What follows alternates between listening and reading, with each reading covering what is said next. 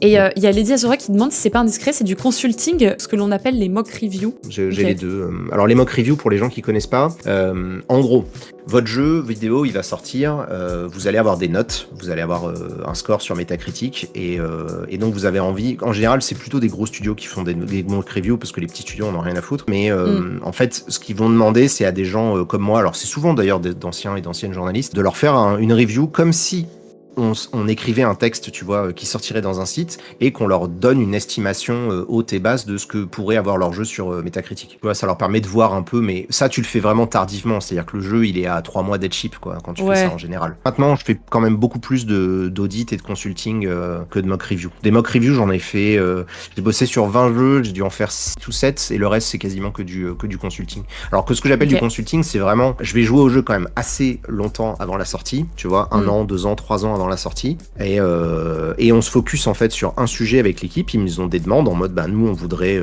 que tu te concentres sur cet aspect-là du jeu, du game design ou quoi que ce soit, et j'y joue et je leur fais des masses de retour là-dessus, quoi.